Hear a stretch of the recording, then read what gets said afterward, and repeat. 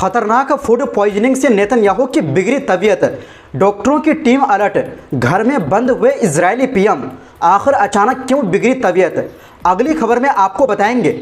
Canada में शुरू हुआ गाजा में तबाही मचाने वाले इजरायली सैनिकों के खिलाफ बड़ा एक्शन, वार क्राइम्स में गिरफ्तारी का डर, और साथ में आपको बताएंगे इजरायल ने यमन के हुदैदा पर किया हवाई हमला, कहा हौथियों को नहीं होने देंगे मजबूत।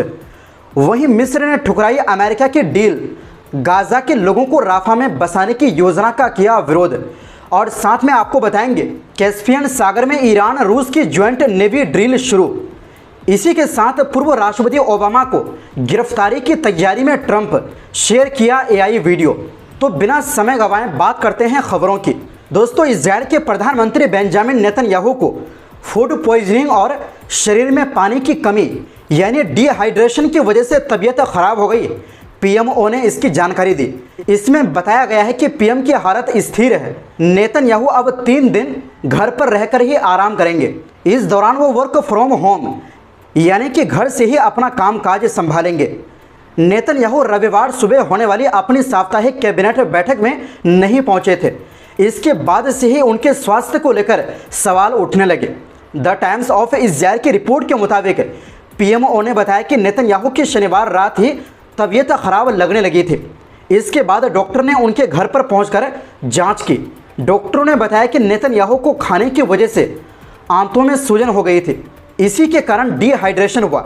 नेतन्याहू को फिलहाल नसों के जरिए तरल पदार्थ यानी ड्रिप दी जा रही है। दोस्तों, नेतन्याहू के स्वास्थ्य को लेकर इससे पहले भी कई बार खबरें आ चुकी है। साल 2023 में उन्हें एक बार दिल की धड़कन रुकने की समस्या हुई थी, जिसके बाद उन्हें पेसमेकर लगाया गया था। दरअसल दिसंबर 2023 में मूत्र मार्ग में संक्रमण के बाद नेतन्याहू के प्रोस्टेट की सर्जरी हुई थी। मार्च 2024 में उनकी हर्निया की सर्जरी भी हुई थी और फिर फ्लू की वजह से कुछ दिन ऑफिस नहीं जा सके थे। वहीं दूसरी ओर दोस्तों, कुछ इजरायली सैनिक जो कनाडाई नागरिक भी रखते हैं अब डर और घबराहट में है। इसकी वजह है कनाडा की पुलिस द्वारा शुरू किया गया जांच, जिसमें गाजा पर इजरायल की जंग के दौरान हुए युद्ध अपराधों की जांच की जा रही है। ये रिपोर्ट टाइम्स ऑफ इजरायल अखबार में छपी है। अखबार के मुताबिक जून महीने में कनाडा की पुलिस ने इजरायल और हमास के बीच चल रही जंग को लेकर एक बड़ा केस दर्ज किया है। ये जांच इस बात की पड़ताल कर रही है कि क्या इस जंग में नरसंहार और मानवता के खिलाफ अपराध हुए हैं। खबर में बताया गया है कि कुछ इजरायली कनाडाई सैनिकों के नाम एक कनाडाई पत्रकार की वेबसाइट पर भी सामने आए हैं, जिसमें इजरायल पर गाजा में नरसंहार करने का आरोप लगाया गया है। एक इजरायली सैनिक ने अखबार से बातचीत में कहा, हमें डर लग रहा है, समझ नहीं आ रहा कि अब कनाडा जाना सुरक्षित है या नहीं, हमें वहां गिरफ्तार भी किया जा सकता है। दोस्तों, इतिहास में पहली बार हुआ है कि कनाडा की पुलिस ने इजरायली सेना के खिलाफ ऐसी जांच शुरू की है।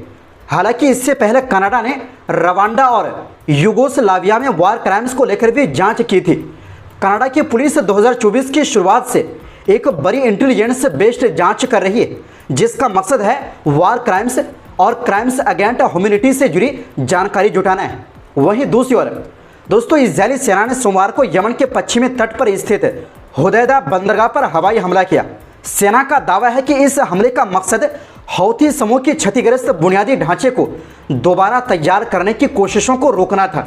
इजरायली सेना ने बताया कि उसने ईंधन टैंकों और इंजीनियरिंग मशीनों को निशाना बनाया, जो बंदरगाहों के पुनर्निर्माण में लगी थी। इसके अलावा उन नावों और जहाज़ों पर भी हमला किया गया, जिनका कथित तौर पर हौथी सैन्य उद्देश्यों के लिए इस्तेमाल कर रहे थे। वहीं इजरायल के रक्षा मंत्री इजरायल काट्ज ने चेतावनी देते हुए कहा, हम हौथियों को फिर से ताकतवर नहीं बनने देंगे।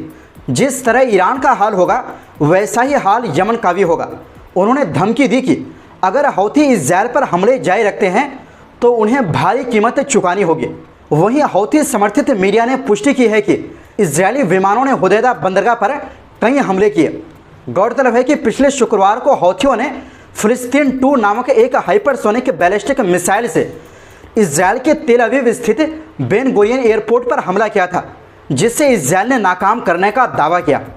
दोस्तों, हौथी गाजा के समर्थन में अक्टूबर से अब तक इजरायल पर दर्जनों मिसाइल और ड्रोन हमले किए हैं। जवाब में इजरायल ने भी हुदैदा और सना समेत यमन के कई इलाकों पर हवाई हमले किए हैं। वहीं दूसरी ओर दोस्तों मिस्र के वरिष्ठ अधिकारियों ने बताया है कि उन्होंने अमेरिका का वो प्रस्ताव ठुकरा दिया है जिसमें एक सौदे की पेशकश की गई थी। अगर मिस्र गाजा के लोगों को राफा बॉर्डर के पास बसाने की इजाज़त दे दे तो अमेरिका इथियोपिया के नाइल डैम वाले विवाद में मिस्र के पक्ष में दखल देगा। एक मिस्री डिप्लोमेट ने बताया कि ट्रंप प्रशासन की ओर से ये प्रस्ताव आया था। एक वरिष्ठ अमेरिकी अधिकारी ने इसे निर्णायक हस्तक्षेप बताया था जो इथियोपिया के ग्रैंड इथियोपियन रेनेसा डैम से जुड़े विवाद को सुलझाने के लिए किया जाना था, लेकिन इसके बदले में मिस्र को इजराइल की उस योजना का समर्थन करना होता जिसमें गाजा के लाखों लोगों को राफा बॉर्डर के पास एक इलाके में बसाने की बात कही गई थी, जिसे अधिकारियों ने एक तरह का कंसंट्रेशन कैंप बताया है। इजराइल के रक्षा मंत्री ने हाल ही में ऐलान किया था कि राफा के खंडहरों पर एक मानवीय शहर बनाया जाएगा जहां गाजा के सभी लोगों को धीरे धीरे एक जगह लाकर रखा जाएगा। मिस्र के अधिकारियों का कहना है कि ये योजना गाजा के लोगों को मिस्र में जबरन धकेलने की कोशिश है और अगर ऐसा होता है तो मिस्र और इजराइल के बीच सीधा टकराव हो सकता है। इसलिए मिस्र ने अमेरिका का यह प्रस्ताव साफ तौर पर ठुकरा दिया है। दोस्तों मिस्र चाहता है कि अमेरिका नाइल डैम विवाद में हस्तक्षेप करे क्योंकि ये डैम ब्लू नाइल का बहाव कम कर सकता है और मिस्र में पानी की भारी कमी ला सकता है। इथियोपिया ने इस डैम पर करीब $5 अरब खर्च किए हैं जिससे तनाव बढ़ा है। वहीं गाजा युद्ध के बाद मिस्र को शक है कि इजराइल गाजा वासियों को सिनाई भेजना चाहता है। ट्रंप ने मिस्र जॉर्डन पर फिलिस्तीनी शरणार्थियों को बसाने का दबाव भी डाला था, लेकिन राष्ट्रपति अल सीसी ने इसे सुरक्षा मुद्दा बताते हुए ठुकरा दिया। वहीं दूसरी ओर दोस्तों रूस की नेवी का एक जहाज कैस्पियन सागर में चल रहे संयुक्त बचाव और समुद्री सुरक्षा अभ्यास कैसरेक्स 2025 के क्षेत्र में पहुंच गया है। ये बड़ा डील ईरान की नौसेना की मेजबानी में हो रहा है। रूसी नेवी का SB 738 जहाज जैसे ही कैस्पियन सागर के अभ्यास वाले इलाके में पहुंचा, ईरान की नौसेना की यूनिट्स ने उसका गर्मजोशी से स्वागत किया। दरअसल ईरान और रूस की नौसेनाएं अगले हफ्ते से इस ज्वाइंट एक्सरसाइज में हिस्सा लेने जा रही है। इस 3 दिवसीय समुद्री राहत और बचाव अभ्यास की शुरुआत सोमवार 21 जुलाई यानी आज से होगी और ये कैस्पियन सागर में आयोजित किया जाएगा। इस सैन्य अभ्यास को एक सुरक्षित कैस्पियन सागर के लिए एक साथ थीम के तहत आयोजित किया जा रहा है। इसमें ईरान की नौसेना IRGC कानून प्रवर्तन बल और रूसी नेवी शामिल है। कुछ और देशों के पर्यवेक्षक भी मौजूद हैं। वहीं दूसरी ओर दोस्तों अमेरिकी राष्ट्रपति डोनाल्ड ट्रंप ने सोशल मीडिया पर पूर्व राष्ट्रपति बराक ओबामा की गिरफ्तारी का AI से बना वीडियो पोस्ट किया है। इस वायरल वीडियो में दिखाया गया है कि बराक ओबामा को FBI एजेंट व्हाइट हाउस के ओवल ऑफिस में गिरफ्तार कर रहे हैं। वीडियो में ओबामा को ट्रंप के पास बैठे दिखाया गया है।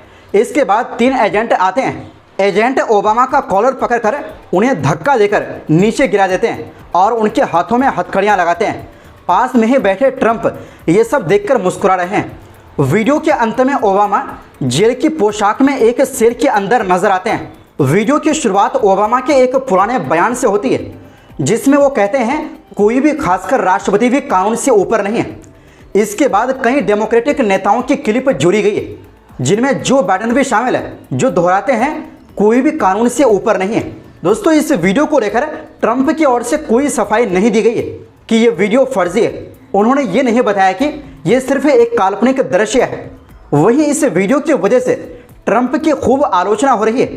कई लोगों ने इसे उकसाने वाला बताया और कहा कि एक राष्ट्रपति का इस तरह के फर्जी वीडियो शेयर करना लोकतंत्र के लिए खतरनाक हो सकता है। कुछ का ये भी कहना है कि ये एपस्टीन केस से ध्यान भटकाने की कोशिश है। तो दोस्तों फिलहाल के लिए इस रिपोर्ट में बस इतना ही। ऐसे ही मध्य पूर्व और दुनिया भर की खबरें देखने के लिए चैनल को सब्सक्राइब जरूर करें क्योंकि यहाँ आपको मिलती है बिल्कुल परफेक्ट न्यूज़। फिर मिलते हैं एक नई रिपोर्ट्स के साथ। खुदा हाफिज।